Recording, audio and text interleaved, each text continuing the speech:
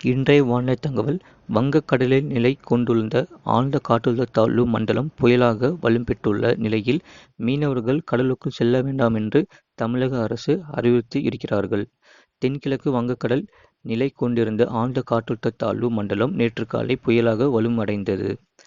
மோகா புயல் என்று பெயர் பெற்றுள்ளது. இந்த புயலானது நேற்று மாலை 5:30 மணியளவில் தீவிர புயலாக வலுவடைந்தது. பின்னர் வங்கதேசம் மியான்மர் அருகே போர்ட் பிளேருக்கு 520 கிலோமீட்டர் தொலைவில் நிலை கொண்டது. இது குறித்து நேற்றைய தினம் முக்கிய அறிவிப்பு ஒன்று வெளியிடப்பட்டுள்ளது. அதன்படி மத்திய வங்கக்கடலில் இருந்து படிப்படியாக அதிதீவிர புயலாக மாறி வடகிழக்கு நோக்கி நகர வாய்ப்புள்ளது. மே 14ஆம் தேதி தென்கிழக்கு வங்கதேசம் வடக்கு மியான்மர் இடையே மோகா புயல் கரையை கடக்கும் என வானிலை ஆய்வு மையம் தெரிவிக்கப்பட்டுள்ளது. புயல் கரையை கடக்கும் போது மணிக்கு 175 கிலோமீட்டர் வேகத்தில் காற்று வீசும் என இந்திய வானிலை ஆய்வு மையம் தெரிவித்துள்ளது.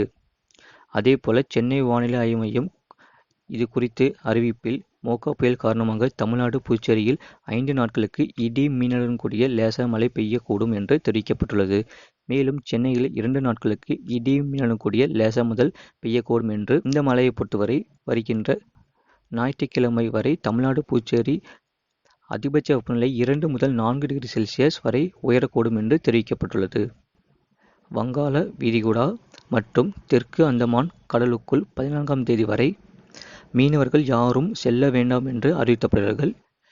மீனவர்கள் வழங்கப்பட்டுள்ள சிறப்பு எச்சரிக்கையின்படி வேண்டிய நடவடிக்கைகள் குறித்து மீன்வளத்துறை கமிஷனர்களும், கடலோர மாவட்ட கலெக்டர்கள் மற்றும் சென்னை மாநகராட்சி கமிஷனர்கள் விளக்கமாக அறிவுரைகள் வழங்கப்பட்டுள்ளன.